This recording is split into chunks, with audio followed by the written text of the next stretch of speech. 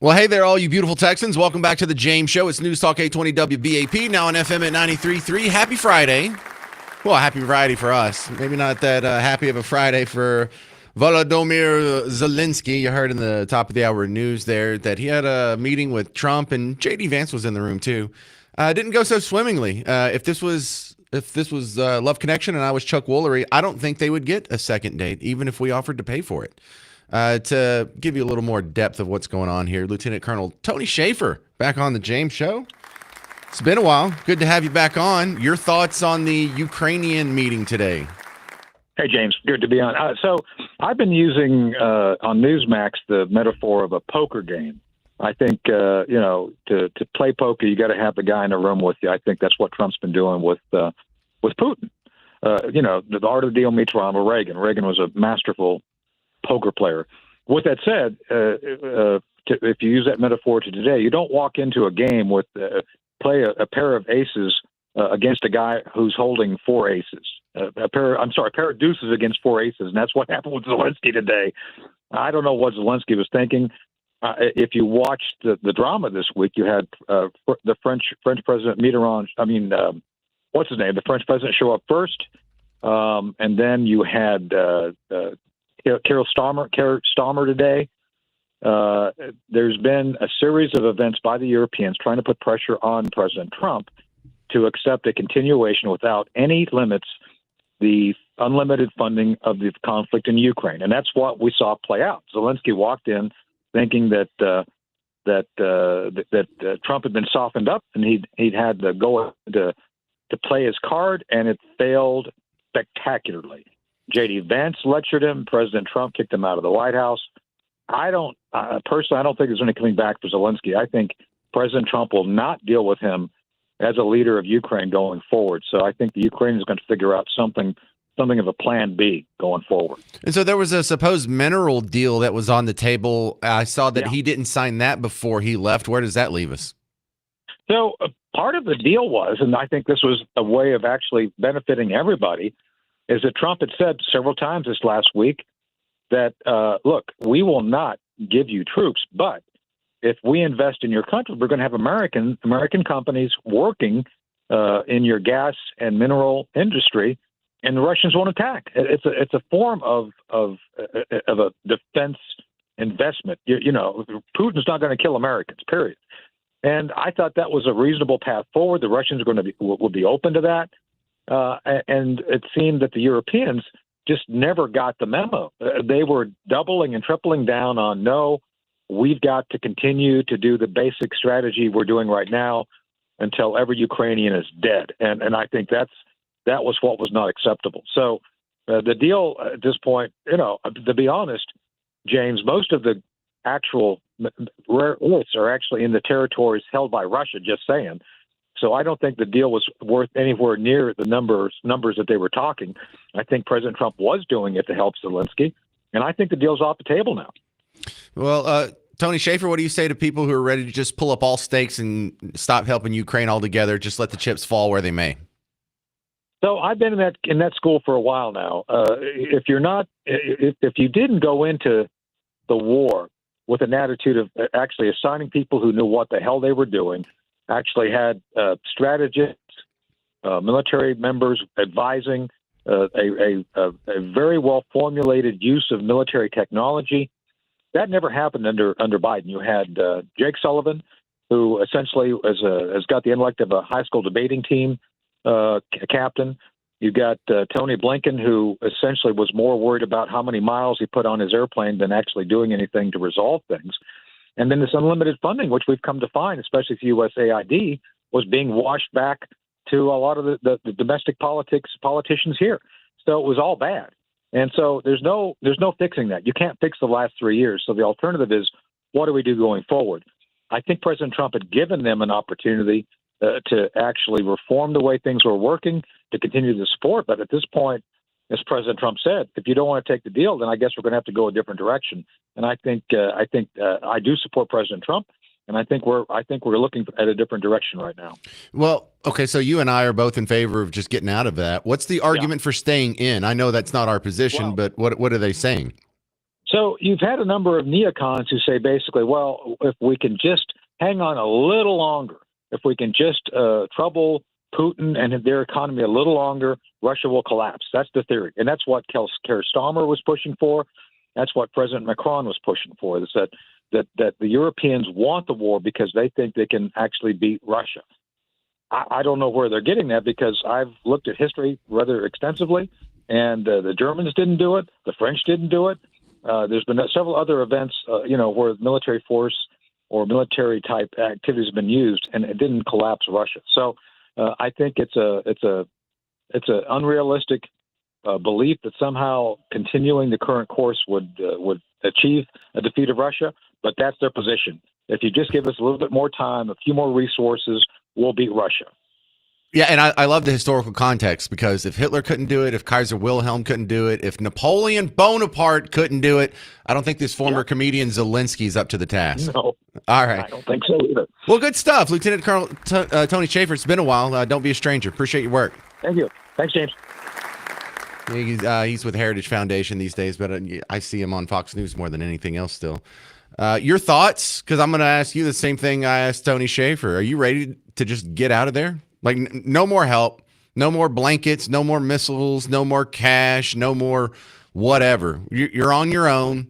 If Putin ends up taking the Donbass and the Donetsk or whatever those two little provinces are, whatever. Is that cool with you? You down with that? 800-288-9227, 800-288-9227. In 4 minutes, you'll hear the fireworks, the audio coming from Zelenskyy and Trump's meeting today that didn't end so well. I'm James Parker. It's News Talk 820 WBAP, now on FM at 93.3.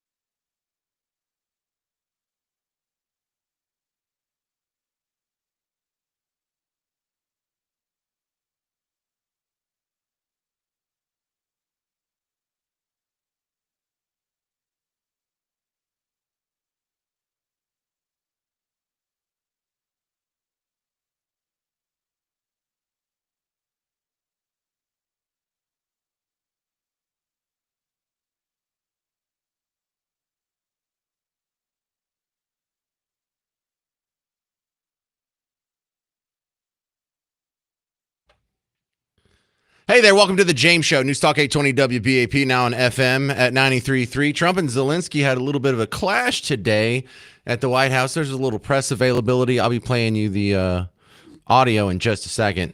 But I want to ask you, are you ready to just get out of this whole thing? For me, it's always been that way, but I'm not a good gauge on such things. I don't really believe in foreign aid, period. And if we're going to assist somebody who's in a hot war with Russia or any other country, I believe if you're going to do an act of war, there should be a constitutional declaration of war before you can go in that direction. And since we didn't have that, then of course I've been against it from day one.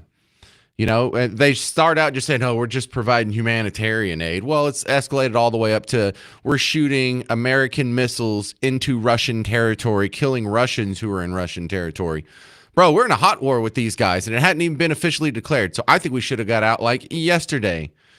But I turn on the same Twitter, Facebook, X, whatever you call it, Instagram as you do, and I see all the people with the Ukrainian flags in their bio. I see all the people with the Ukrainian flags that are tagged at the end of their tweets. There's a lot of people who, man, they can't support them enough. It's one of the most important things ever. Are enough of the people out there finally changing their mind, saying, no, we shouldn't have an open-ended commitment to having someone try to win a ground war in Russia? 800-288-9227. Russian land invasions have been notoriously tricky over the course of history. Why would this one be any different? Chris, Fort Worth, you're on WBAP. What do you think? Hey, what's going on? My comment is that I'm sure that the war over there will get figured out one way or another, with or without us. But the silver lining for me today is that the whole world took notice, particularly China. That's the big potato. What did China notice? What do they care about this? The sternness. I mean, we're not a pushover country like it was with Biden. Trump is just not going to let you get away with anything. That's my perspective. Is that not yours? I mean, kind of. Talking about Taiwan here, of course. Or just any land grab, whatever they want. They're the concern, in my opinion. Well, I think if you're China, there's a case to be made that you don't want the people in charge to be the forever war crowd, because they would love to just tangle up China and Taiwan forever and kind of do what's happening with Ukraine and Russia. Just kind of create a conflict and then try and play both sides, and you can get all the contracts to Raytheon and Northrop Grumman and Boeing and all these other military industrial complex folks. A lot of people love getting paid off like that. They got used to it over 20 years of Afghanistan. As soon as Afghanistan fell, they had to find something else, and they did within 6 months. Well, I feel like the general population's wising up. Count me in that group. Good. And I'm tired of it, and I really appreciate how Trump handled it today. I'm just even more of a fan every day. Right. I love all the comments. Thank you very much. All right, you other guys on. Hang on. Let me catch up to other people who maybe haven't heard the clash. We're just going to start walking through this. This was Zelenskyy with Trump and J.D. Vance in the White House earlier today. This thing over with. You see the hatred he's got for Putin. It's very tough for me to make a deal with that kind of hate. He's got tremendous hatred. And I understand that, but I can tell you the other side isn't exactly in love with, him either. So it's not a question of alignment. I'm aligned with the world. I want to get the thing set. I'm aligned with Europe. I want to see if we can get this thing done. You want me to be tough? I could be tougher than any human being you've ever seen. I'd be so tough.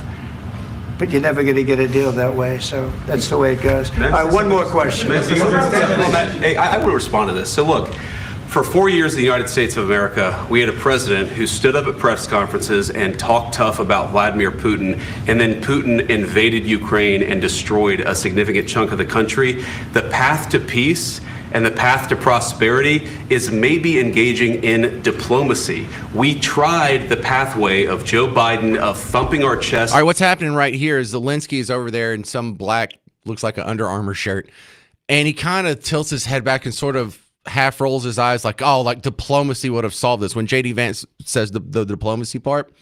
And so Zelenskyy is going to come back with him. He's like, hey, when Russia took Crimea, well, what diplomacy would have saved that? So that's kind of accented up, but that's what you're not seeing right now. And pretending that the president of the United States' words mattered more than the president of the United States' actions. What makes America a good country is America engaging in diplomacy. That's what President Trump is doing. Can I ask you? Sure. Yeah? Yeah. Okay.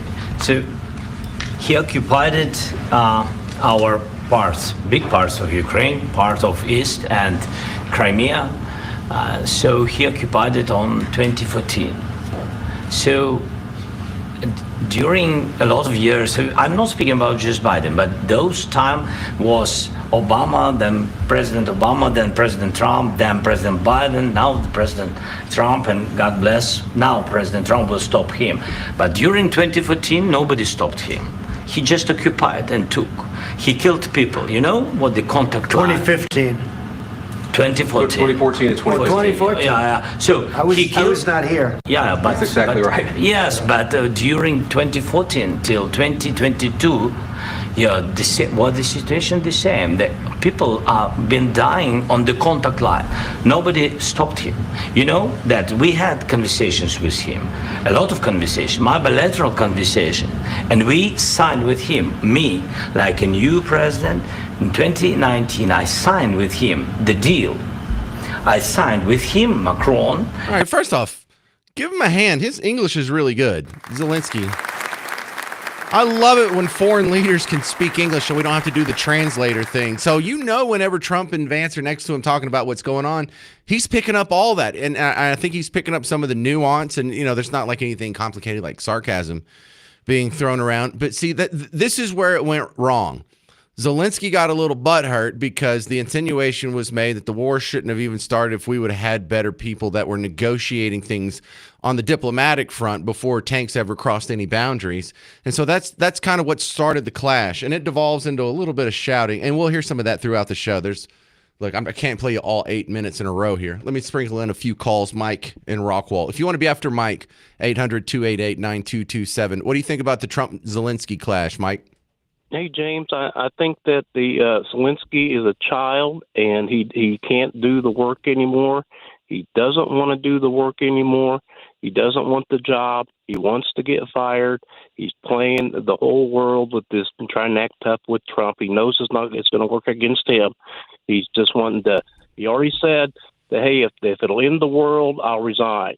He doesn't want the gig anymore. He wants to take his stolen money, leave the country, screw all of his countrymen, and just be on the Riviera somewhere playing cards. Well, look, I like what you're making a good point. He's a grifter, but that's a good thing in this situation because he's not a guy who, like Hillary Clinton, has just dreamed his entire life of attaining power, and that's what he feels his life worth. He just wanted to get some money. He was a real popular comedian. He could get an election, and while he was there, they could get Hunter Biden bent on some Burisma money and then get his billions. And I think he realizes, look, if I stay in this game long enough, I'm probably going to get my butt assassinated. So I need to get whatever money I've stashed away and gold ingots or whatever and get the hell out of it. I see the same thing, Mike. I think you're absolutely right. You're exactly right. You're exactly right. I didn't use the word grifter, but you're exactly right. He's just playing the whole world right now. Doesn't that make a boring show? No, you're right. No, you're right. No, you're so smart. No, you're the best. But we do agree. What do you want me to do? I'll squeeze in another one. Dan and Denton, you're on WBAP. What do you think about this Zelenskyy situation? I was just astounded and astonished at what was going on watching that interaction live. And I think Zelenskyy has to resign. I don't know about him being a grifter, and I'm not pro-Russian or anything. I served in the military in Berlin face-to-face with the Russians back in the day. Woo. And he won't see what he needs to do for Ukraine. Maybe he's war weary. I don't know, but he got rid of his best general, Zelenskyy, and made him the ambassador to England just to get him out of the picture. But the Verkhovna Rada's got to get rid of Zelenskyy because he cannot handle what he's doing. And he really drove the train off the rails today. Verkhovna Rada, they make great vodka, I think, right? And then, I don't know. Is that the parliament they have over there or something? No idea. You're speaking over my head. And without knowing like any complement of details, all I have to do is think about the last time the Russians invaded one of their neighbors, and we just blindly supported militarily and financially the people that were resisting them. Who'd that turn out to be? Oh, that's right, the Taliban. How did that work out for us? So there is such thing as the evil on both sides, and there is no winner here. Like when Russia supported Afghanistan, invaded the Taliban pretty much. Who should we have supported in that one? How about neither? And I think we may look in a few years, look back at this saying we should have just kept our nose out of that. Just like when Iran and Iraq were tussling. I mean, the Ayatollahs weren't great, but Saddam Hussein turned out to be a bad guy to back too. So there are things where we get involved in conflicts against obviously bad guys, but we're just supporting another bad guy and it blows up in our face. And I think what happened today is just indicative of the fact that Zelenskyy cannot look and be pragmatic at what is happening today. The things that happened several years ago or whatever, it was amazing that Trump kept his cool as much as he did. But I think he handled it great. I liked what the colonel said about ceding some spotlight to Vance. Yep. And it's just unbelievable that, all right, Dan. Zelenskyy could have lost it. Good stuff. Thanks a lot. Got to run. 800-288-9227. I'm James Parker. It's News Talk 820 WBAP now on FM at 93.3.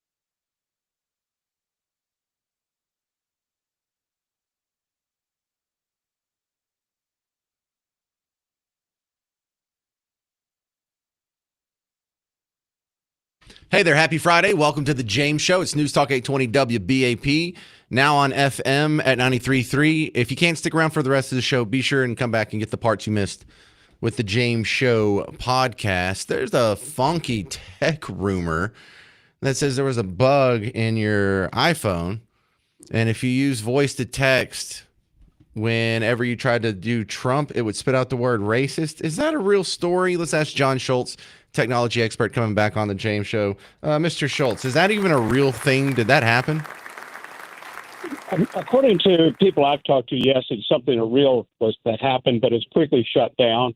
My suspicion, I've talked with my technical staff about how would something like that happen. And we suspect it was probably a rogue employee that happened to kind of put something in the code and just made it happen. And once Apple basically identified it, it was pretty quickly, redacted and taken out. Because we actually tried to do that ourselves. Once we heard about it, and we're not successful with multiple iPhones within our office. So, security is really a big issue, not only from the standpoint that you've got people trying to penetrate your own networks. Even at Easy Locator, we're a software company, and we're very aware of malware, very aware of outside influences that we may or may not be able to capture. But internal security remains very high within our organization. We only let certain few people to actually access our code. So, my suspicion is, as tightly held as Apple is, even from a third-party standpoint, we've done a lot of work with Apple in the past, and, they have a stringent process for going through their QA to ensure that anything's out there on their Apple store. So they're very tightly held. Now, if it was on a Google platform, I would suspect it was probably somebody from the outside. But, suspicion is it's probably somebody on the inside. They probably quickly took care of it. I don't think you'll hear anything about it moving forward, and just use it as an internal investigation and just take care of it very quickly. So. Well, I just find it funny because the headline seems so outrageous. I didn't even click through and read up on it. But now that I do, it was something that was discovered last week, and it was fixed in a patch on Tuesday. So that's how short the story lasted. I really just didn't believe the headline. Yeah, it's hard to believe because, Apple is a very secure environment. They even protect when they're releasing products. And that's been kind of one of the standards, Apple's, their standard protocol for releasing products. I read today that Meta had fired 20 people for leaking secrets also. So, when you're in the tech business, that's one of the things that we hold dear and dear to our hearts about trade secrets, what we're doing, how we're releasing that. And, it's something that's really serious. And I would like to say corporate espionage is not something that we're uncommon in the industry, and we're always aware of it. And, we just try to manage it the best we can. And, humans make mistakes, and that's one of the challenges that we have to overcome. And, if you put something in the software, it's not something that all of a sudden, we put two and two together and you come up with five. It's somebody there basically had done something to make it happen. And, it's just one of those things that I think Apple handled it very well. Damage control, it was kind of interesting. They didn't say much, and sometimes not saying much is probably the best thing to do to keep the outside influences from trying to basically make sure that other things may not happen. So. Well, some people are acting like this is a big security issue. For me, it feels more like in the old Disney movies where they'd sneak in a phallic symbol somewhere here or there. It's just someone playing a prank more so than security. I would, yeah. It's not necessarily an outside security issue. It's an internal issue, and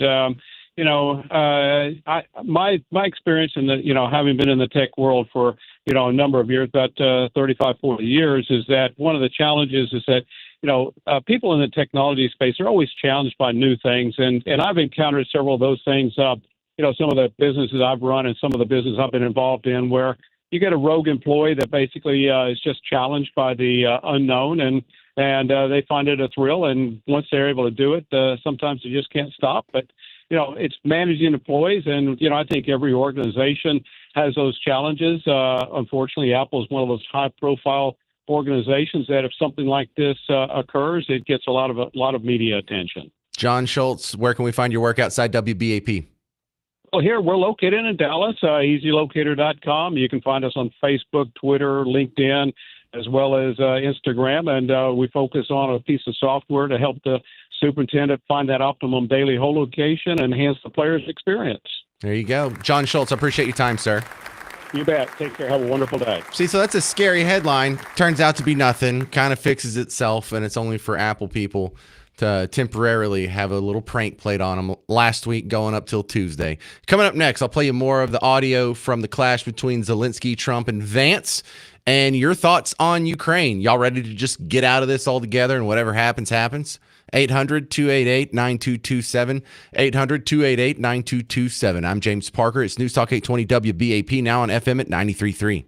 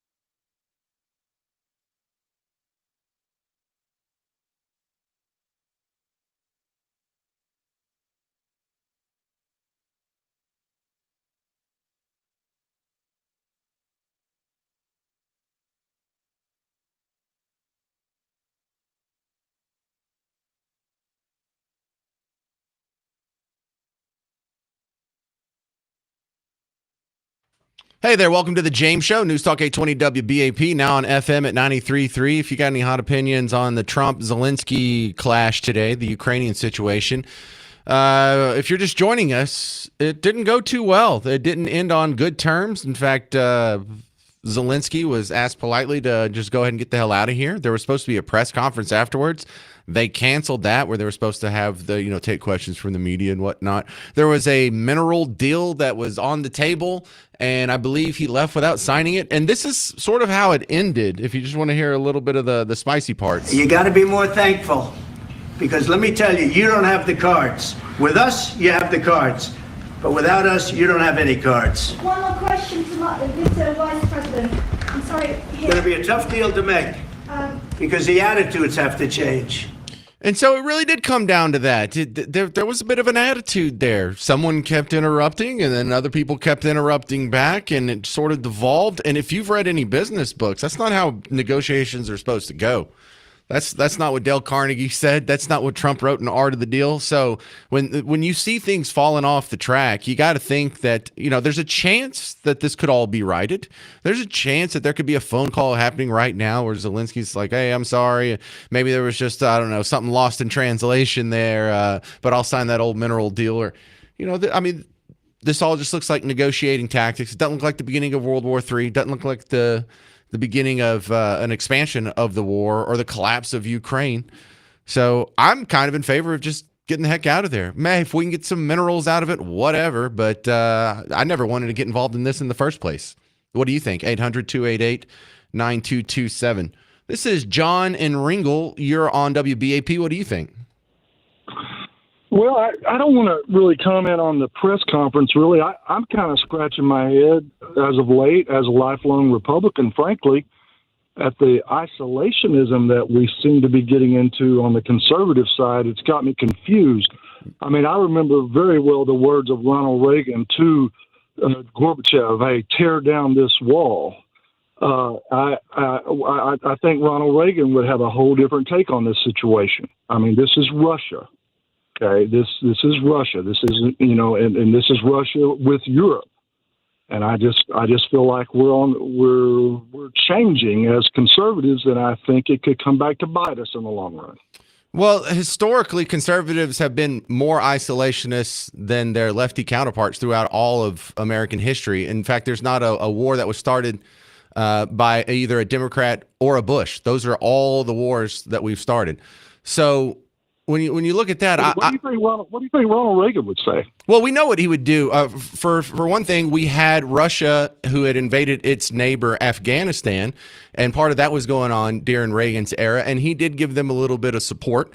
He also, on the other side of it, when things were blowing up in the Middle East, when he moved the Marines to Beirut, and there was the barrack bombing, and we lost all those soldiers, he said that's his greatest mistake, was getting involved, and he should have never done the troops. So he actually has a little bit of both. He did support Afghanistan when they were invaded by Russia, which is a far closer analog to that. But that I don't. I'm sorry to interrupt you, but sure. Afghanistan's a whole different animal than right here on the edge of Europe. I think Reagan would have been very strong on this. I think he would have been even stronger than what we've been so far. And I think it's dangerous. It does not bode well for the future for China and Taiwan, for North Korea and South Korea. I think we're gonna if we keep down this path, I think Russia and China are going to be emboldened, and I feel like. Where has this worked, though? Afghanistan didn't work out for us. Reagan did back Afghanistan, and we did end up causing the deaths of like 70,000 Russian troops, and they eventually went back. But then we left a power vacuum that the Taliban went and took over, and so then there was a place for Al Qaeda to train for, and Al Qaeda was created because we got involved. We got involved in the Iraq invasion of Kuwait. Now, Osama bin Laden and some of his, Muslim militia guys wanted to be the ones to kick Saddam Hussein out of Kuwait. But when the U.S. came in, that started a grudge. So he teamed up with the Taliban. They started the whole Al-Qaeda training camp, and that's how we ended up with 9/11. So getting involved in these other situations has a tendency to backfire. I mean, the whole reason we were dealing with Saddam Hussein to begin with is because we backed him against the Ayatollahs when there was a war between him and Iran. Now, you could say at the time it looked like the right thing to do because the Ayatollahs are terrible people, and whoever's fighting them deserves our support, but that blew up in our face. So fighting against the Ayatollahs blew up in our face by creating Saddam Hussein. Fighting Saddam Hussein blew up in our face because it created Al Qaeda. Fighting against Russia and Afghanistan blew up in our face because it created the Taliban. Here we are, 40 years later after Reagan, and who's in charge of Afghanistan? Well, the Taliban. Yeah, so that's my case.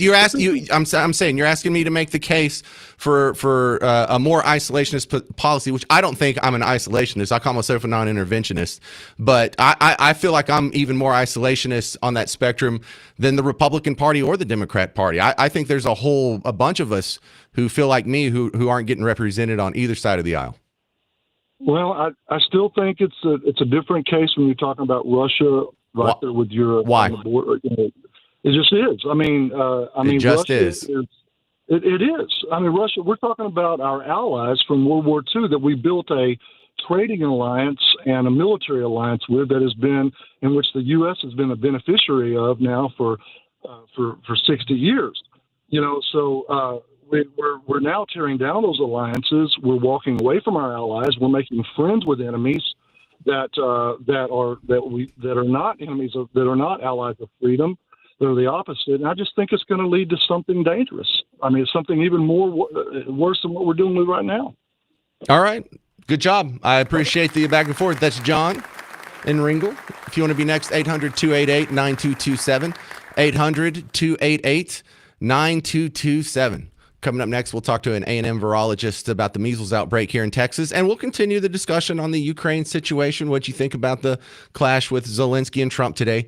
800-288-9227. I'm James Parker. This is The James Show. News Talk 820 WBAP, now on FM at 93.3.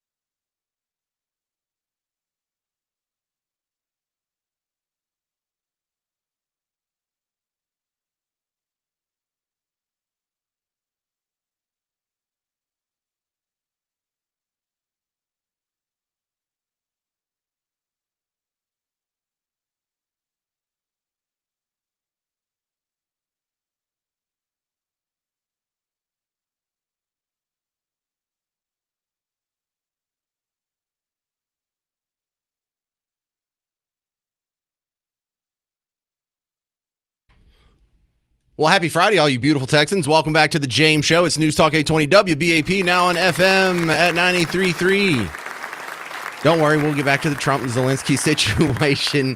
800-288-9227. Let's stop off and talk about what's happening in our own backyard here in Texas. We had a measles outbreak out in West Texas.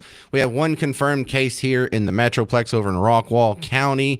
And now we just want to know, do I have anything to worry about? Do my kids have anything to worry about? We'll ask Dr. Benjamin Newman, Texas A&M Chief Virologist. Welcome back to the James Show, Doctor. Hi. First off, for any of us that are listening right now, how worried should we be about this measles outbreak in Texas?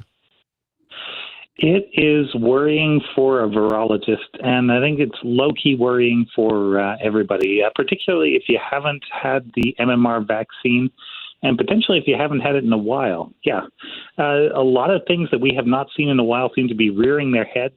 You probably saw there's also a case of rubella now, which is another thing that we had not seen for a long time here. Right. So I haven't had the MMR vaccine since I'm guessing like the late 80s. The same for me. Yeah, I think. Okay. And we're supposed to be protected, but there have been a couple of people. I think out of the first 124, there were 5 people who were definitely vaccinated at some point, and a lot of these are kids. Just because you show an immune system a vaccine doesn't mean it always takes. So it's kind of like a community thing. If there's a lot of people with at least some vaccination, then you tend to be able to suppress this thing. But if there are gaps in the armor, then that's where the virus gets in. All right, Dr. Benjamin, I have 4 kiddos. They are 9, 11, 13, 14. Should I have any concern for them about the measles? It seems to be mostly spreading around schools at the moment and among people of that age. I mean, I don't know. You have a lot of concerns when you have kids of that age. Mine are a little older, but this would be one of them.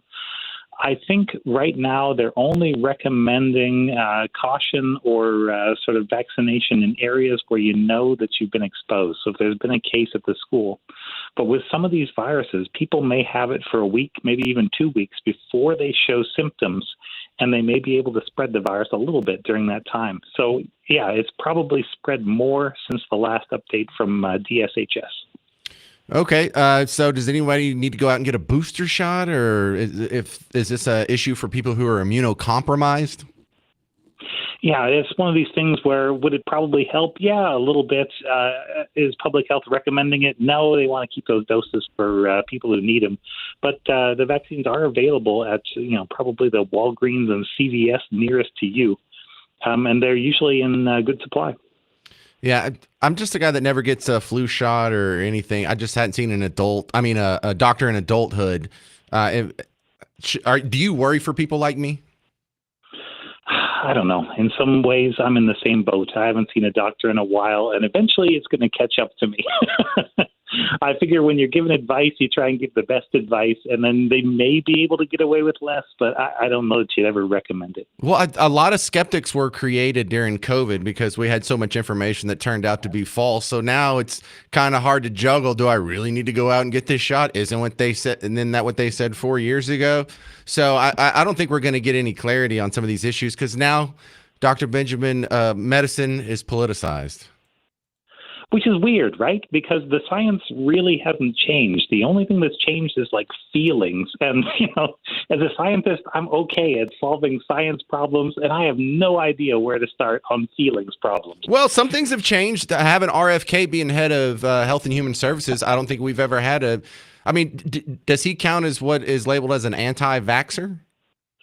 He's worked really hard against some vaccines, so I don't know how you'd call him anything else. And he's acting a little more like the RFK we saw when he was campaigning on his own than the guy who was saying things during the Senate confirmation. I would say so far. So has anything changed in your line of work, or are y'all expecting changes now that he's at the top of HHS? The biggest changes right now are coming from the just the change to the way science is funded. There are a lot of people worried. They're talking about laying off scientists at universities because a lot of that money comes in through it's what's called the overheads. It's the money that's paid on top of the grants to basically fund the universities.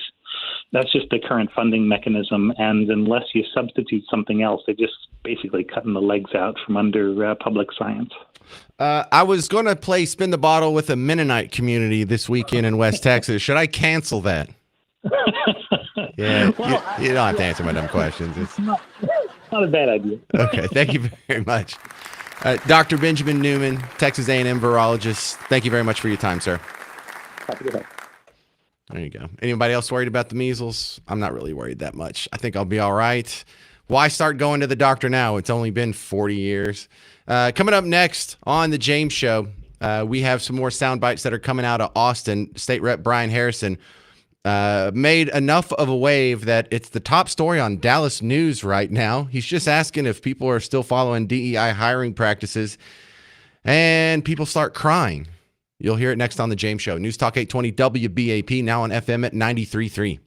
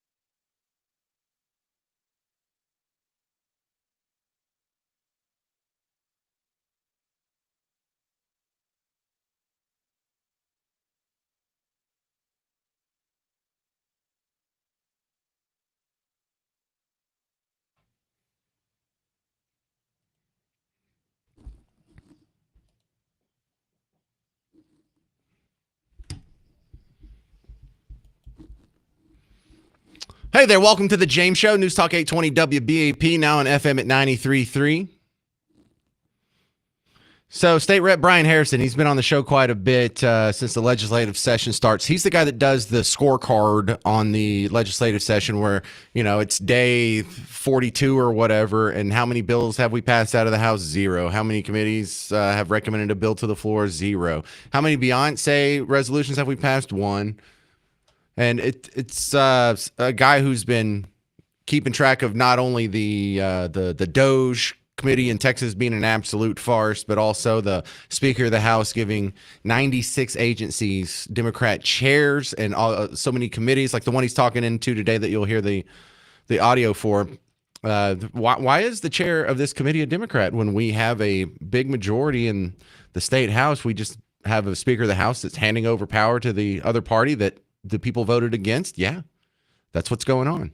Well, in this one, Brian Harrison, I would tell you to just go watch the whole video, but you're not going to spend 32 minutes watching all this, so I'll break it down.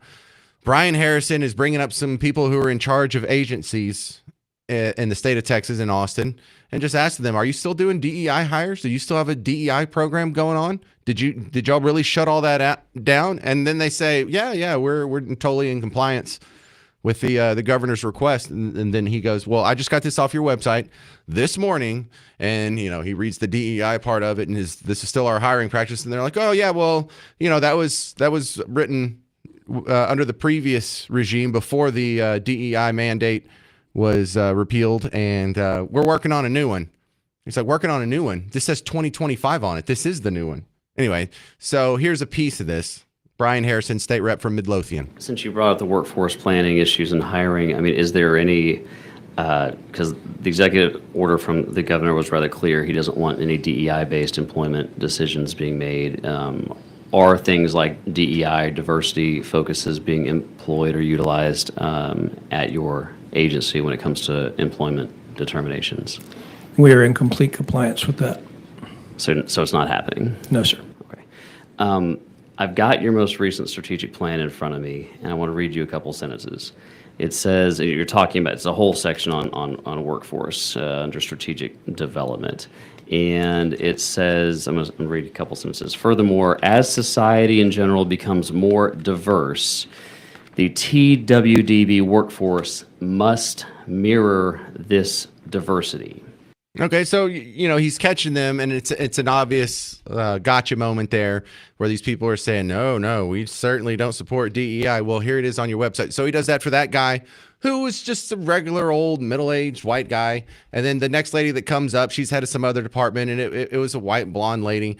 And then the third lady that comes up, it's a black female, and her name is L'Oreal Stepney, like L'Oreal.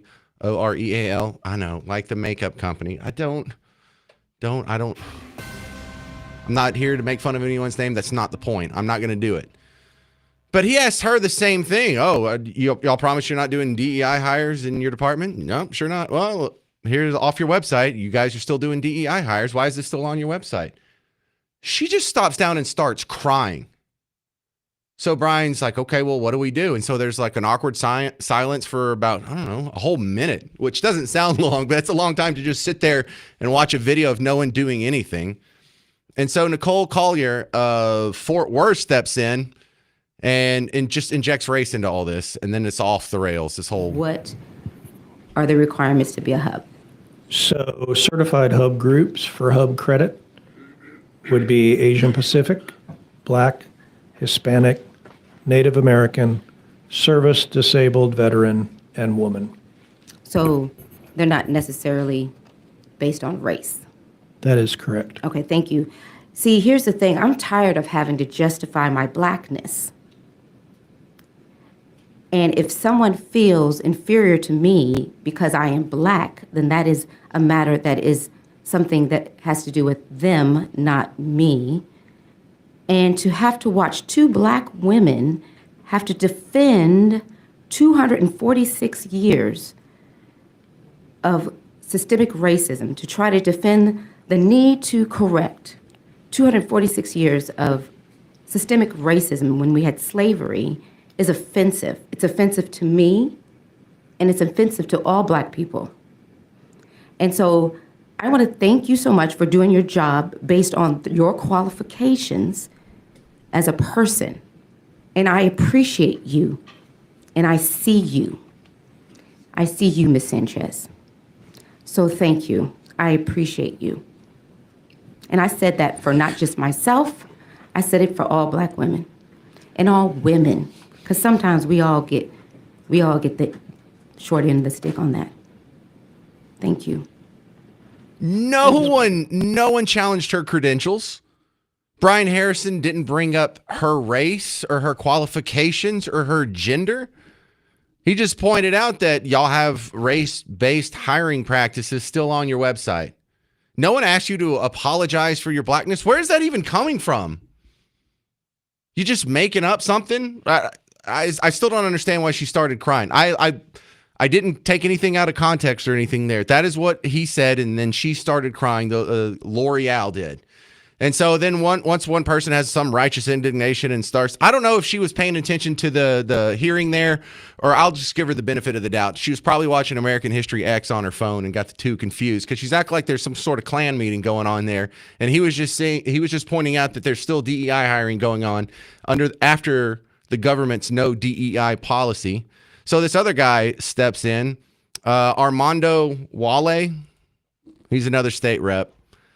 Attacks on the character must end. So more righteous indignation. Sure. You deserve all the respect.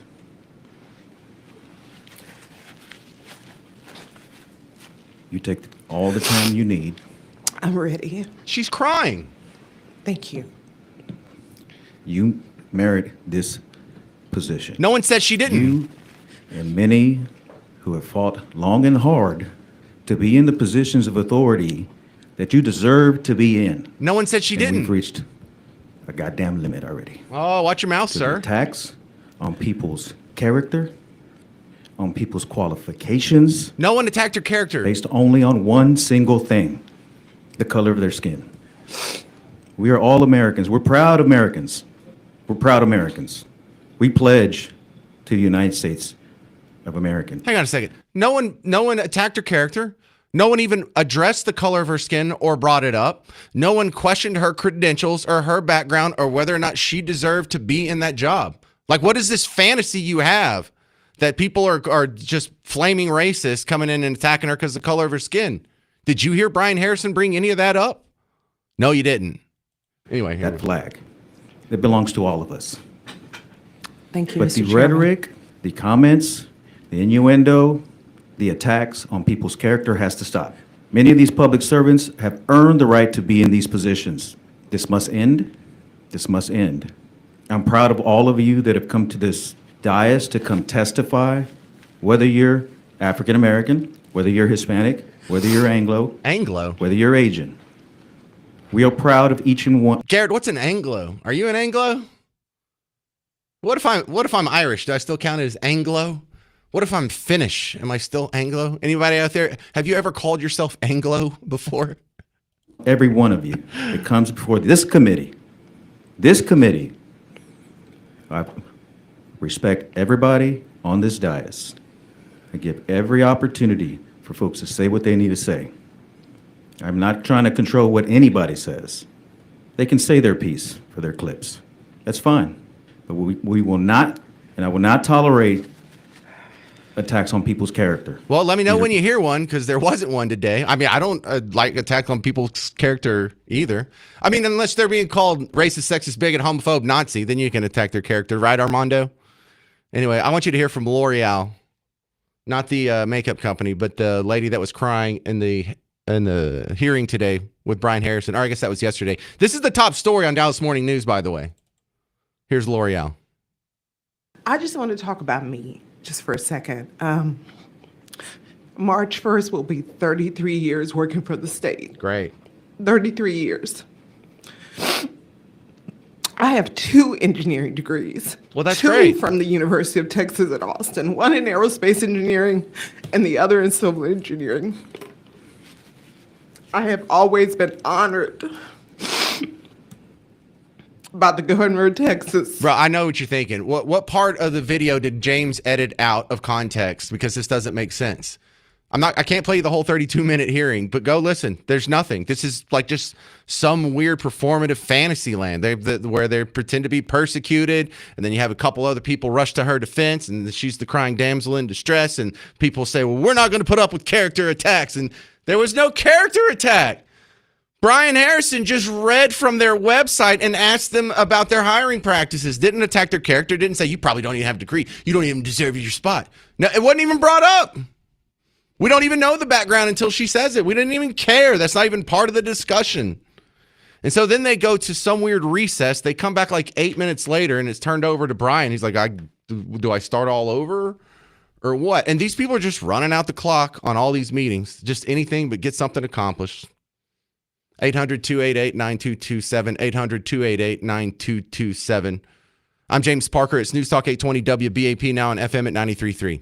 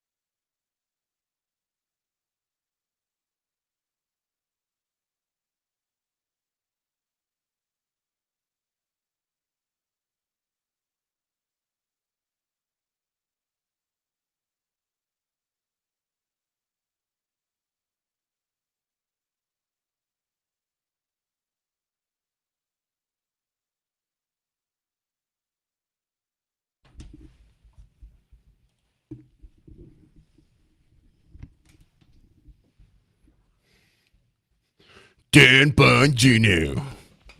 For at least another couple weeks. Then who knows? I don't even know. Welcome to the James Show, News Talk 820 WBAP, now on FM at 93.3. And yeah, I've actually been asked that, and I'll just go ahead and tell you, don't even bother asking. I don't know. I don't know what they're doing after Bongino. I don't know. Don't ask. My next guest, Betsy Allen Manning's coming back onto the James Show, and I want to ask her about this story. There's software that people use to make themselves appear busy to their employer. What do you have on me for this, Betsy? Yeah, there's an entire underground industry of apps that simulate activity. So mouse jigglers, auto typing bots, even fake Zoom screens. And this battle of kind of trust versus tracking, employees have found this anti-surveillance software to make it, look like they're actually working.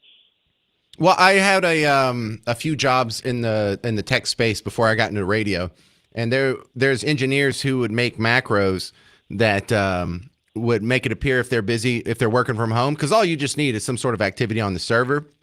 And then there was one nerd, and I mean that totally with respect, that made a macro that if it had him active on the server, and he was in the office, he wasn't working from home. If it had him active on the server after 5 o'clock, it would send his wife a note saying he's going to be late coming home from work. And so he had like 60 of these little macros that were built in. So I think this is something that's always been around, but I guess we now have apps and software to make it accessible to even those on a lower tech level. Oh, absolutely. Well, it started because the workplace surveillance has started to rise. After 2020, the demand for employee surveillance software grew 54%. So employers are using recorded calls, emails, messages, and performance reviews, and 37% have actually used recordings to fire someone. So people are starting to make it look like they are actually being active and productive to combat some of those, maybe those poor reviews. Those mouse jigglers, it's just a small device you place under the mouse or plugged into a USB port, and it moves or spins to trigger the mouse's optical sensor. So it gives the illusion of that productivity. Right, and because on the employer side, especially if you're working for a big company that has hundreds of employees or thousands of employees, they get a notice if there's no activity for more than a set amount of time. So just jiggling your mouse will prevent those red flags from going off. But I've seen it go even further than that. A couple of my friends who own businesses put keystroke loggers on all of their keyboards. Do we have software that can get around that? Yeah, those are the auto typing bots. So auto typing bot works by using software to automatically input text into a digital interface, essentially typing for you. So it assimilates the keystrokes at a programmed speed and delay, mimicking actual human behavior. There you go. So this is sort of like a workspace arms race between employers trying to catch lazy employees and lazy employees trying to fool employers. This is kind of fun. Whatever happened to just doing your job? Exactly. And what's funny about it is they're actually posting that they're using these devices on TikTok. And if their employers go on there and catch them, I don't know what it says for them, but there's plenty of videos out there where they're showing how to use these devices and that they're stating they actually use them at their work. So, I mean, it's a cat and mouse game of who's working, who's getting caught, who's not. So if you're the boss at work and you have employees that you think are doing this, how do you catch them? Well, what we're calling it is productivity theater is what it's actually called. Oh, I like that. It makes it sound fun, like a hobby. Yeah, yeah. And the thing is, here's my suggestion for leaders. Stop tracking mouse movements and start tracking actual results, right? If you want employees to actually work, then you need to create an environment where they want to work. And as long as you're tracking mouse movements and keystrokes, they're going to continue simulating that type of activity. Actually, employees will work harder when they feel like they're giving a little bit more room. Well, see, that sounds like my radio friends here. Who cares how many hours I'm putting in if my ratings are good? Or on the sales floor, like who cares if I'm putting in 8 hours a day? I'm the highest selling person you got. Doesn't that matter more? And you would think it does, but I guess employers want to squeeze every second they can out of the workday. Yeah, but the studies show that employees who feel watched are less productive. not more. So it actually goes against employers to use any kind of tracking surveillance on their employees. Oh, Betsy Allen Manning, you are the workplace expert. You mean to say, in case my boss is listening, that I would probably be more productive and successful if I worked from home? What? Can you say that louder, real slow? I don't know if that's exactly what I said, but we'll go with that. Yeah, but the less you're watched, the more productive that you're going to be. And, it's having those, let's get back to having coaching conversations if we want to improve performance and behavior, and giving trust to people, because when you show people you trust them, they actually show up more trustworthy. Betsy Allen Manning, where do we find your work outside of WBAP? DestinationWorkplace.com. Thank you very much. Betsy Allen Manning. So there you got some ideas on how you can scam your employer, or you got some information on how you can more closely monitor your employees, whichever way you want to look at that. Coming up next, Doge updates. I think you'll like them, so stick around. That's in 4 minutes on The James Show. News Talk 820 WBAP, now on FM at 93.3.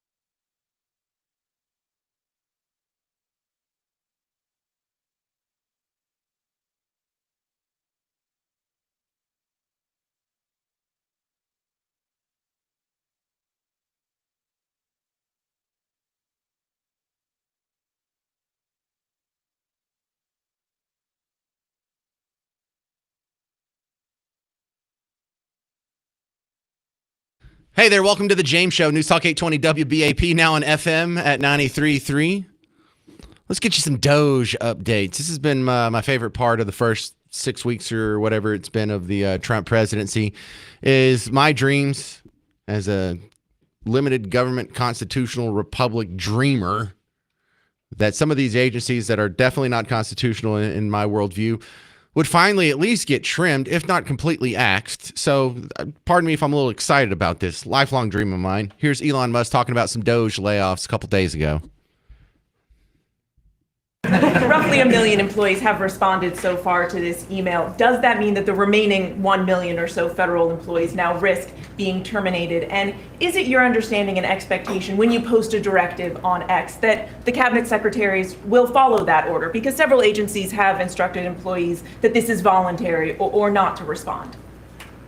Yeah, well, I mean, so I guess it was like last week, the president encouraged me via Truth Social and also via phone call to be more aggressive. And I was like, okay, yes, sir, Mr. President, we'll indeed do that. The president is the commander in chief. I do what the president asks. And I said, can we send out an email to everyone just saying, what did you get done last week? And the president said yes, so it did that. We got a partial response. We're going to send another email. But our goal is not to be capricious or unfair. We want to give people every opportunity to send an email. And the email could simply be, what I'm working on is too sensitive or classified to describe. Like literally just, that would be sufficient. I think this is just common sense. So yeah, we're still extending the deadline on waiting for people to respond to the email. No one's been fired from that just yet. But the point he's making is we just want to see what the response looks like. We're being pretty lenient here on it. We're not asking for much. We're not even going to evaluate what the response is just to see how many we get. How many of these are fake accounts? How many of these can just be let go and no one will ever know the difference? So for that horrible, just god-awful, devilish policy, Joy Behar on The View, no nice words about Elon for that. I want that Trump is happy right now with this situation because he only ran to stay out of jail. Yeah. That was mainly his. I think that's true. Not to make the country better, just stay out of jail. Really, the responsibility of the job. He's not really. Wait, I don't know if everyone appreciates how backward that statement is. He only ran for president to stay out of jail. You realize the first 78 years of his life, he'd never been charged with a crime. But it was within the calendar year after he announced that he's running for president again for the third time that all of a sudden we came up with 90-something charges in 4 different jurisdictions and 2 civil suits on him. Running for president is what almost got him in jail. Running for president is how he caught all these charges to begin with. There were no charges before he re-ran for president. So that's just 180 degrees backwards from what recent history told you. But anyway, we continue. Bright enough to handle the job. And Elon Musk kisses his butt and strokes his tiny ego or big ego, whatever it is. And he doesn't get to he can take a nap while the guy who was not born in this country, who was born under apartheid in South Africa, so has that mentality going on. He was pro-apartheid, as I understand it. Yeah, he was pro-apartheid. He's a naturalized citizen. Sure. Right? Now. He's a naturalized citizen. Now he's a naturalized citizen. Oh, really? How did he do that? Did he come over the border legally? He had an H-1B visa, I believe. He flew in. Yeah, he allegedly overstayed that visa. Yeah, but I think this is just perfectly wonderful for Trump. He can take a nap and let this foreign agent, Being a an foreigner enemy bad? of the United States do his. Isn't that weird? Being an immigrant and a foreigner's bad all of a sudden. So that's the reaction. There's no rational pushback in closing some of these silly programs that obviously have no benefit to the United States. I mean, you may argue that some of them do, but clearly some fat's being cut. There's an audit that's happening. But while there's no real negative consequences that are being borne out on the American public in general, that doesn't stop them from fantasizing and inventing maladies that are borne out about by Doge cuts. Here's a viral video of 2 lefty activists pretending like the national parks are just going to be decimated with the Doge cuts. One lady is dressed as a MAGA person. She's wearing a MAGA hat and she's supposed to be hiking. The other person in the video is the park ranger that is stopping her from walking on the nature trail. Hold up. Trails closed to people who voted a certain way. What does that even mean? Didn't you hear? Over 4,000 public land employees were terminated by the new administration. Good. Anyone who voted for this isn't allowed to recreate here. And what is this? Well, campground closures, dirty restrooms, trash piling up, no one to lead tours, shortened visitor center hours, limited search and rescue. But I didn't vote for that. What part of drill baby drill did you not understand? How's that connected? I want to speak to your superior. Well, they got fired last week. Oh, and speaking of, I just got fired too. So we're going to have to close the trail due to short staffing. But this was supposed to be my vacation. And this was supposed to be my dream job. Oh my God. Have the day you voted for. The left they're so cringy when they try to meme. They just can't do it. Yeah, there's no more people that are hired to wear the game warden outfit. Therefore, you can't enjoy the nature trail. What sense is that? Well, I'm fired. You can't be on this trail anymore.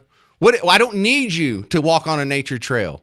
This was like when we had the government shut down for Obama and they closed the national parks. Well, there's the sequester and there's the shutdown. They closed Mount Rushmore. How do you close Mount Rushmore?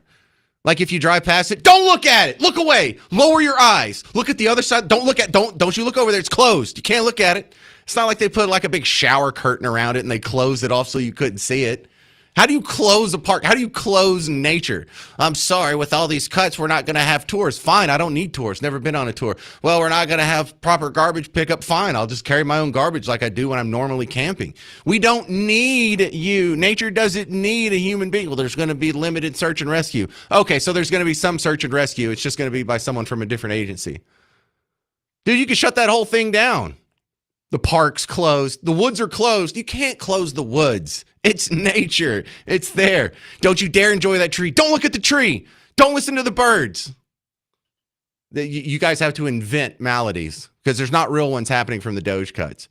Yeah, your life's really going to be destroyed if we don't have 8,000 park rangers at the nearest national park. Yeah, we'll never recover from that. Certainly couldn't do that on a state or local level. Certainly can't just go walk through the woods without a government agent overlooking and overseeing the endeavor. So silly. What do these people think nature is? Do they think it's like Six Flags, like it's just fenced off and you got to have people let you in? And the woods are closed, y'all. You can't enjoy the woods. Doge ruined the woods for you. You can't go on any hikes anymore. You can't walk through nature. You can't get on any trails. They're all closed because of Doge. All right. As soon as y'all come up with a real complaint, y'all let me know.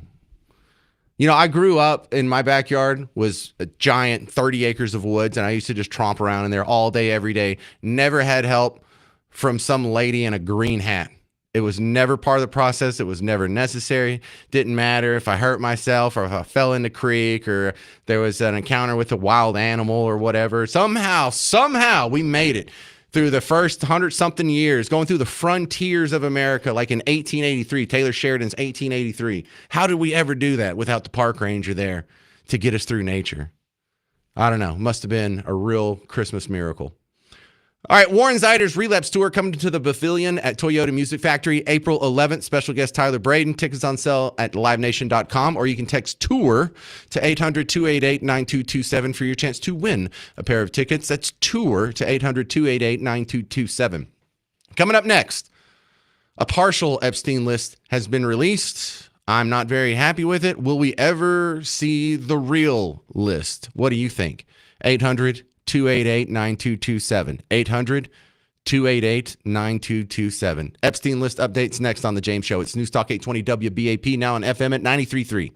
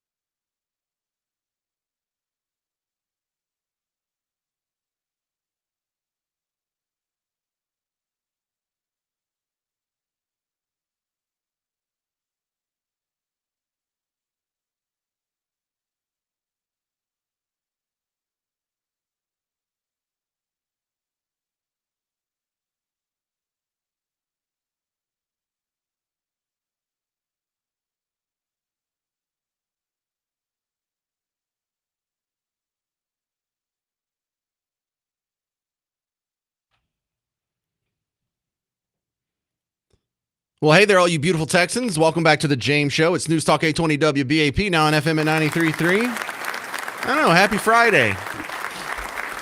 I am not broke this Friday, so I'm not playing the song, but I probably should have played it last week. I was hurting. All right, one of the top stories of the day is the Epstein list, and for a disappointing reason. I was under the impression that we were going to get the Epstein list yesterday, and we got a partial release of the Epstein list, and most of it was flight logs that were already open to the public, so we didn't get to see the good juicy stuff.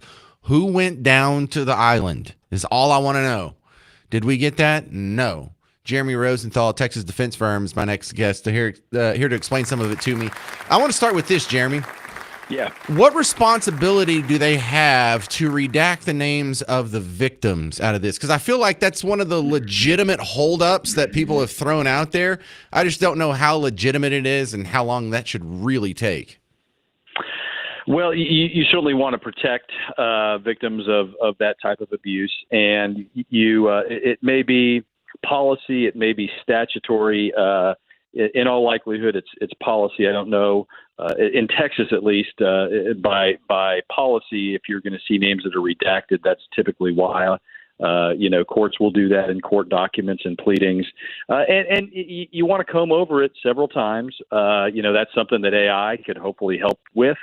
But you just don't want to miss it and have it get published, and it just takes one name to get thrown out there, and you could potentially cause a lot of shame, a lot of embarrassment, re-victimize somebody. Certainly, you don't want to do that.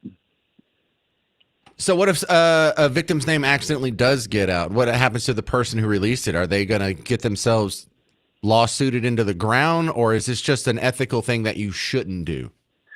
You could conceivably be sued. You have anytime the government is doing something, there's going to be a lot of what you call sovereign immunity, which means you can't sue the government necessarily. The government has to, in essence, consent to be sued in certain instances. In Texas, we kind of have a funky law for negligence. It's called the Texas Tort Claims Act. It has to do with equipment, essentially, is probably the easiest way to put it. The federal government can get sued sometimes under a theory that's called 42 U.S.C. Section 1983, but there has to be some kind of intent to deprive somebody. But look, I mean, if you have a victim of sexual abuse and their name gets published, and a lot of times really strong facts like that, if the person has suffered a lot of damage and harm, a lot of times people will kind of, we'll settle with you here, we'll do this there. But yes, you could. The remedy would be a lawsuit. So is there anything else in the legal world that is holding this up besides the victim identity thing? I mean, a case like this has a lot of tentacles. It spiders out everywhere, right? I mean, this guy was notorious for a really, really long time, and there was a lot of legal action collateral to him. So these documents are everywhere. Some of them are public, some of them are not. Some of them may be under seal for certain reasons that you kind of have to cut through. So, I mean, giving the Department of Justice the benefit of the doubt, these are hard things to run down. And it's really easy when you are, for instance, and I'm trying to remember back to when Trump was in the White House and left the first time in 2021. I don't know to what degree this Epstein things had kind of blown up already. But, I mean, it's one thing for Pam Bondi to campaign on and to be like, look, we're going to be real public about this, and I promise by the end of February. And then you get in there, and it's like, oh, that was a real hard promise to keep. There's just a lot more than I thought there was. That's probably what you're looking at here. But, again, I mean, some of this stuff may just not – I mean, the wind-up may just be faster than the pitch. I hear you. My concern is, the FBI has done some really shady things. They lied on the FISA warrants to get Carter Page spied on in the Trump campaign. They had Hunter Biden's laptop for over a year and never did anything about it until the shop owner turned over a copy to Rudy Giuliani and Steve Bannon. So the FBI has shown themselves to be, when politically motivated, willing to break the law, willing to hide things. Mm-hmm. I mean, Look, I have a lot of friends that work for the government, and it's great insurance. It's a good gig if you can get it. A lot of these things work at the speed of government. That's sort of what we call it. And they're out there, again, trying to give them the benefit of the doubt. They're busting fentanyl rings. They're busting child exploitation rings. They can do both. Jeremy, how long should it take for them to make all the proper redactions to a big document like this? Depends on what there is, and it depends on how much of it there is. I mean, we don't know what we don't know. I mean, we don't know if these are. We just simply don't know the size and the scope of it. I mean, this man was, he was perpetrating these crimes for decades, and he was hobnobbing with a lot of really rich and powerful people. I mean, you see pictures of Trump there, with the Clintons there. Probably of the Trump with the Clintons there. Apparently Michael Jackson was there, Mick Jagger was there, all these people, and I'm sure the list is endless. And yes, I mean you're going to want to be real meticulous with victims and all those things. But yeah, we don't know what we don't know. Yeah, I just remember when the flight logs came out when he first got in trouble and they were releasing some of the less salacious stuff to the public. I remember thinking this is going to be kind of a dangerous situation to be in because they were like Kevin Spacey's in the flight logs, and I looked and he didn't go down to the island, or at least in the logs I saw, it was like it was Epstein and Kevin Spacey and Chris Tucker and someone else, and they went to like Malaysia and then Singapore and then Indonesia and then back to Florida. So just because you are on the plane doesn't mean you're necessarily a bad person, but then Kevin Spacey also has some other weird stink on him. So there's going to be so much gray area and so many names are going to be dragged through the mud just from stepping on the plane. But I just want to know who went to the island, Jeremy. Mm-hmm, mm-hmm.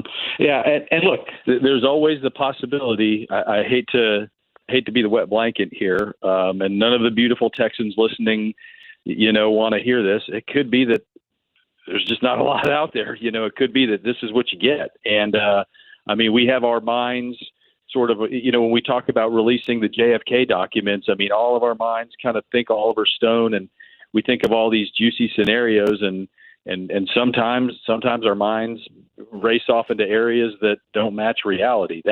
That is a possibility here too. Well, Jeremy Rosenthal, I think every day that passes, the probability that we're going to get the full list gets a little smaller. My optimism shrinks just a little bit every day. Oh, it'll be Christmas morning one day. Don't you worry. I hope so. Jeremy Rosenthal, you can find him at TexasDefenseFirm.com. TexasDefenseFirm.com. Thank you, Jeremy. Have a great weekend. All right, so let me ask you what I was just asking Jeremy. Do you think we'll ever see the Epstein list? Will we ever see the real list? Are they going to redact out all the important names of the most powerful people, and that's why they get it released just to shut us up so they can fly under the radar? Because I don't know. I don't think we will. How about that? I am less than 50% positive that we will ever see the full Epstein list. I think it's getting destroyed right now. I think it's been the most powerful and useful tool for blackmail and control for the elites. It's the most powerful PDF on earth. In fact, it's so powerful it has to be destroyed. It's like the ring from Lord of the Rings. And really, I think if it can be hidden this long, if Epstein can be killed in jail with no explanation, if Ghislaine's kept her mouth shut this long, if none of the FBI agents handling it have leaked it by now, I'm starting to think we're not ever going to see this list. What do you think? 800-288-9227. 800-288-9227. Coming up next, will we ever see the Epstein list? I'm James Parker. It's News Talk 820 WBAP, now on FM at 93.3.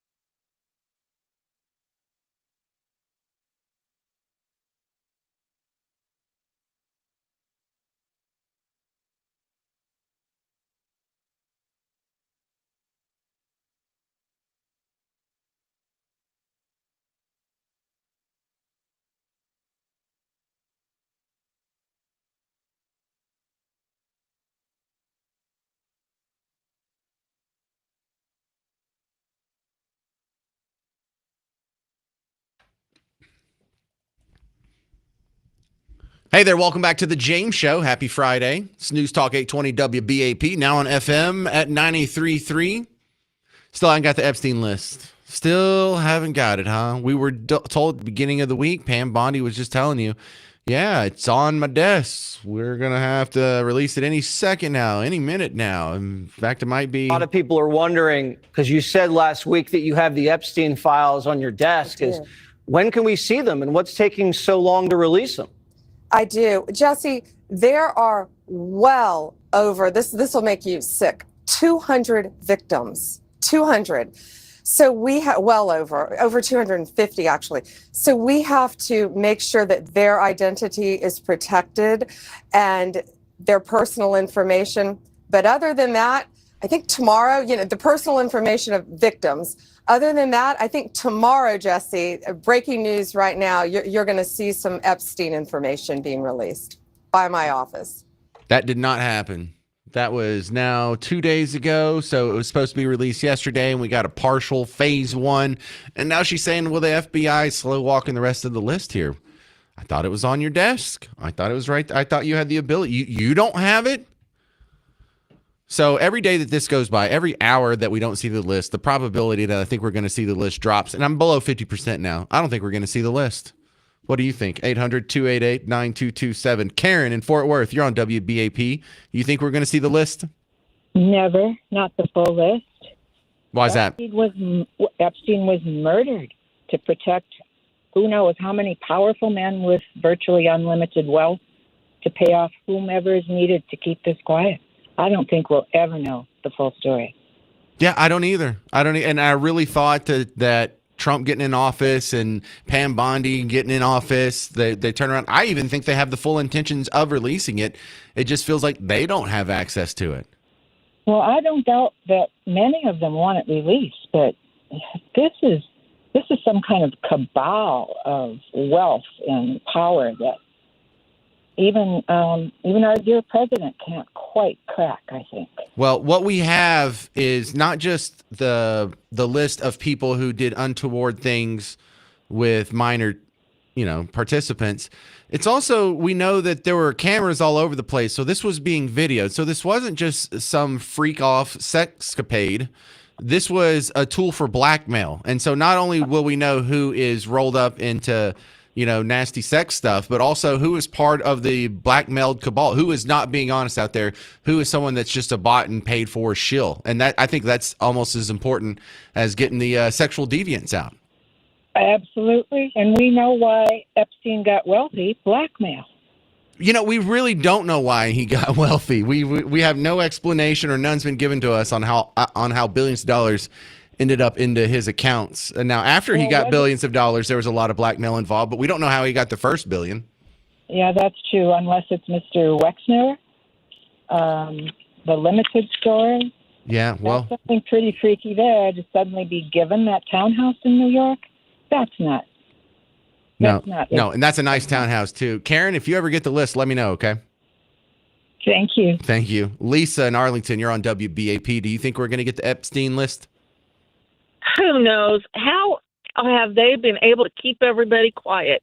Where are those young folks that were victims, the girls, the boys, the young ladies? And not only that, my question, where's the housekeepers? Where's the bartenders? Where's the other staff and the lawn guys? I mean, come on. All these people are keeping quiet. Well, I don't expect the lawn guys to know anything. I don't expect some of the just day workers to know things. But they saw stuff. Yeah, it's stuff. Maybe they recognize Kevin Spacey when they see him. But the first part you brought up is really the tough part. Like, why aren't the girls talking? You heard Pam Bondi say there's more than 250 victims here. And so we can start to sort of answer those questions ourselves in our head. Well, why wouldn't they talk? Have they been paid off? Do they have their lives threatened? If you say anything, we're going to kill you. And, they came home one day and their dog was dead and, they got the message. They're never going to speak again. There's not one girl out there who's already suicidal or hates her life and she's going to end it anyway and might as well just spill the beans. Why hasn't Ghislaine Maxwell talked? She's so old at this point. Is the threat of assassination really that big of a deal? And Yeah, those are That's some a good great question. Well, you've got great questions too. How come none of Yeah. the victims are talking? At least 250. That's the one she knows of.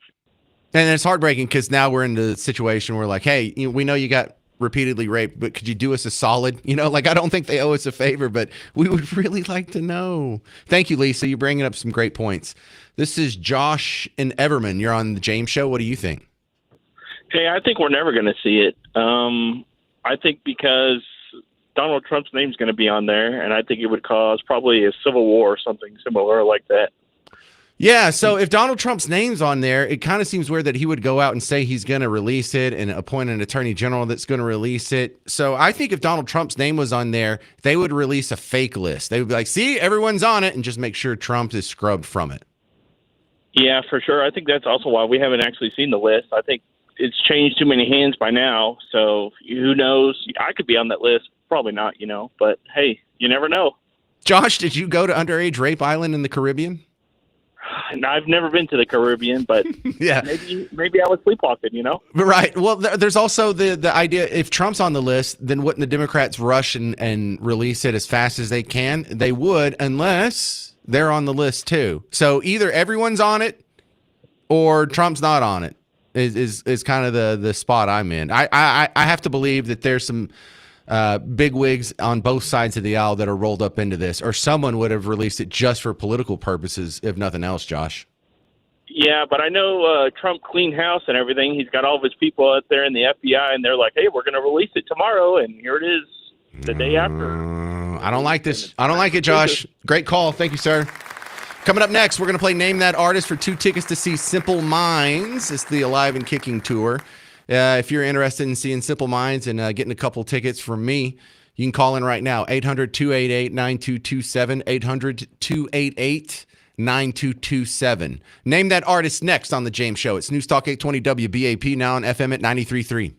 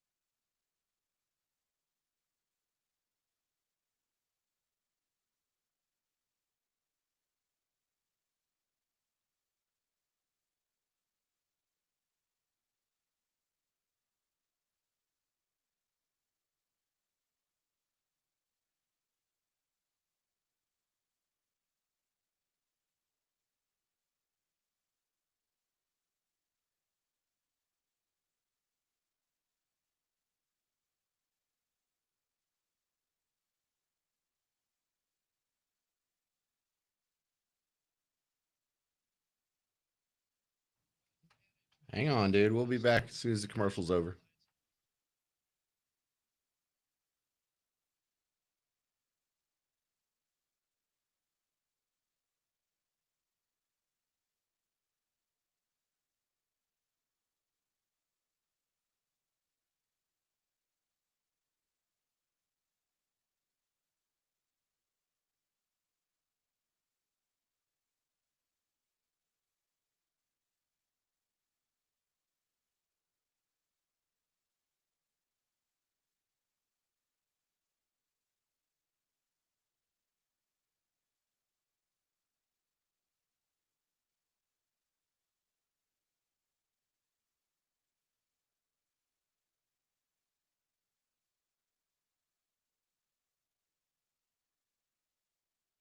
Well, hey there, all you beautiful Texans. Welcome back to the James Show. It's News Talk 820 WBAP, now on FM at 93.3.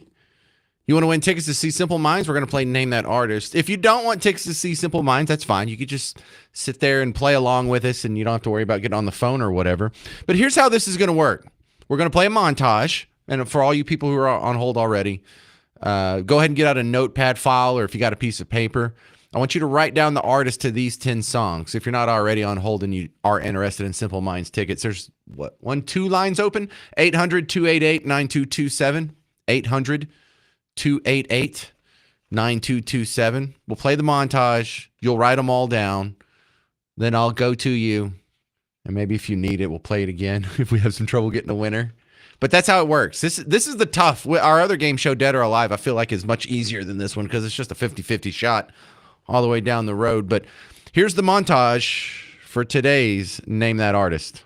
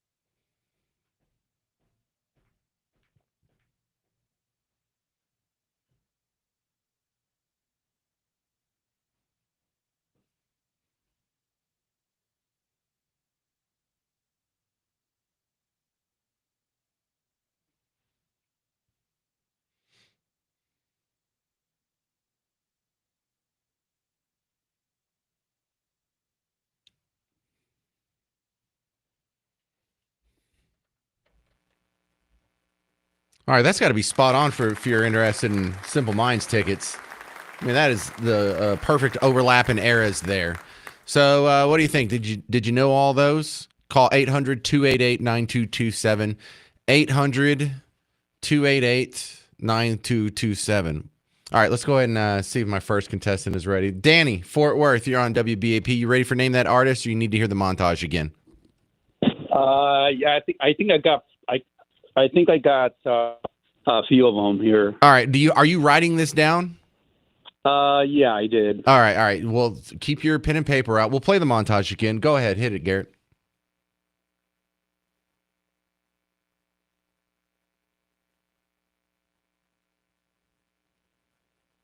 No, they're going to play it again.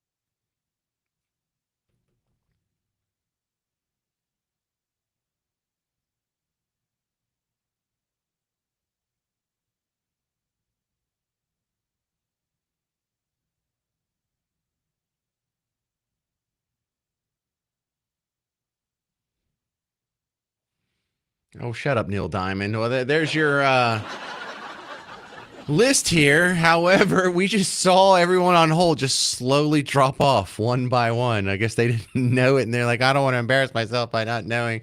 So now we have nobody. And if you would have hung on, all you have to do is get one right. Anybody want to take a shot at it? 800-288-9227. 800-288-9227. How about I just give out the list then? Hey, I want the drum roll. Can I get the drum roll? All right, well, here's your list. Let's see if I can get all these correct. Number 1, Heart. Oh, good, I got that one. Number 2, Andrew Gold. Number 3, Lindsey Buckingham. I don't think I've ever heard that song in my life. Number 4, 10cc. Oh, I got that one right too. I'm on a roll here, Garrett. Number 5, that would be the Beatles. Number 6, I think that's Redbone. Gotta pretend like I don't know them. Oh, we got somebody? Well, they're a little late. Number 7, Amy Grant. Number 8, oh, look at him calling in. Oh, y'all are so funny now. No, 18 people have called in. The lines are all full.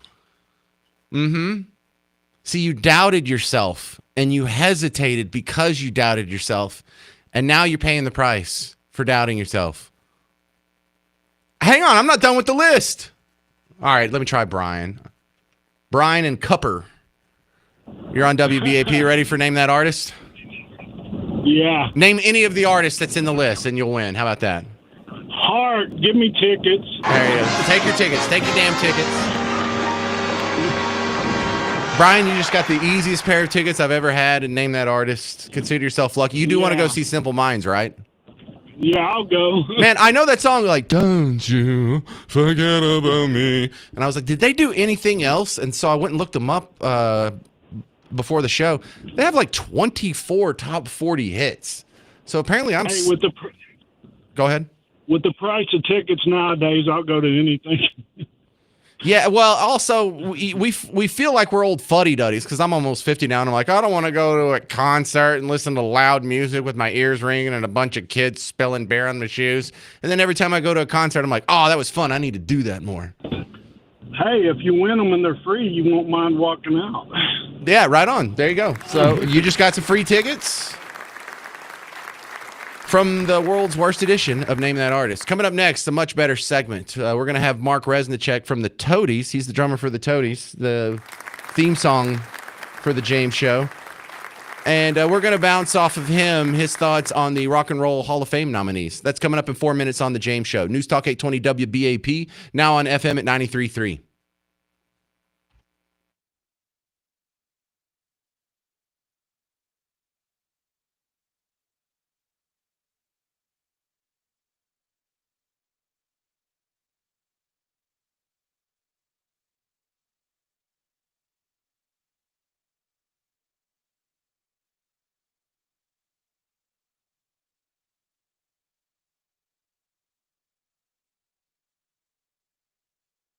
Hey, sports fans. James Parker here for the Prize Picks app. A lot going on in sports these days. Of course, you have the pros that are off the All-Star break getting ready to go into the playoffs. You have college that's about to start their big tournament that's going to dominate sports for a while. But there's still plenty going on with the NHL, and they're doing the NFL Combine right now. And the Combine one's cool. I hadn't seen this before. Like Travion Henderson, is he going to, on his 40 time, 4.41, will he get more or less than that? Is he going to be faster or slower than running a 4.40? That's pretty amazing stuff. So I think I'm going to pick up one of those, and then my heart is longing for Luka. I'm going to make a lineup with Luka. Whatever he has, I'm going to pick over on it, and that's all it takes. I got two guys there. I've got the guy running the 40 time in the combine, and I got a guy over here in another sport, Luka, with professional basketball. It's that easy to make a lineup in Prize Picks. You just need 2 to 6 players, pick more or less on any stat projection, and you can turn a little bit of money into a lot of money. If you start doing the more difficult ones and stack it up to 6 players, you can win up to 1,000 times your money. And this is Prize Picks. This is America's #1 daily fantasy sports app. Quick withdrawals, 10 million daily users. And if you use promo code WBAP, you can play with the $50 that we give you. With your first $5 play, use promo code WBAP. You get $50 in promo cash that you can play with and turn into real money, and then go withdraw it and spend it on me if you want. Prize Picks, run your game.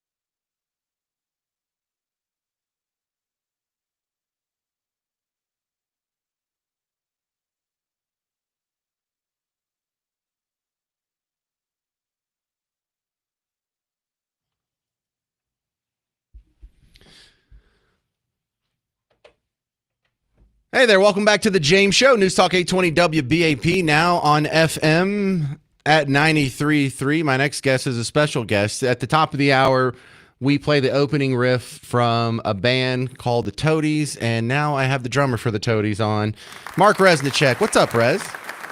Hey, James. How you doing? I've been great. How's it going over in your part of the world? Great. We're down in Cypress, Texas right now. Got a show tonight. And then you got to come back up. You're coming up here tomorrow. Longhorn Ballroom tomorrow? Sunday, actually. Sunday. Okay. Well, this weekend. I wanted to bring you on to bounce off some of the Rock and Roll Hall of Fame nominees. Now, I don't want to be too hard on this list because it's the nominees and not the inductees. But for those of you who haven't heard it yet, let me just whip through these real quick. Bad Company, Black Crowes, Mariah Carey, Chubby Checker, Joe Cocker, Billy Idol, Joy Division, Cyndi Lauper, Manna, Oasis, Outkast, Fish, Soundgarden, White Stripes. Now, out of all of this group, I did a little deep dive into Chubby Checker because I thought, well, I don't know if that one belongs in there. And someone said, yeah, he only had one hit. So I went and looked. Chubby Checker only had one hit? I thought it was more than that. Well, he had the Twist, and then the Twist Returns, and then like the Twist Revisited, and then the Twist Junior. And so, yeah, they're all derivatives of all of his big charters were either the Twist or a Twist sequel. And that caught me totally off guard. So apparently I'm not the rock historian I thought I was. Well, I mean, that song was such a big hit, and it, the dance craze and everything. I mean, I don't know. Yeah, why not give it to him?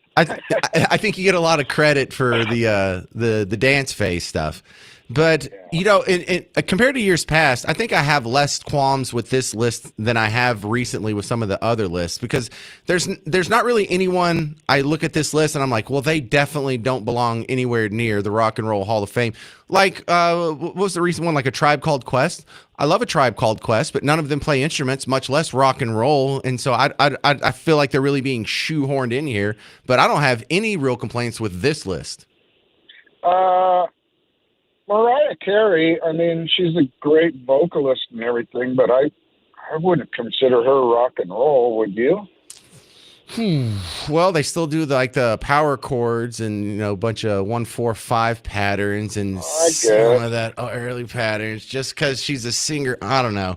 Yeah, I mean that's kind of that's the iffy one. Cyndi Lauper maybe more pop than rock, but enough rock in there. It's kind of hard to push back against her. I'm kind of surprised Billy Idol's not already in there.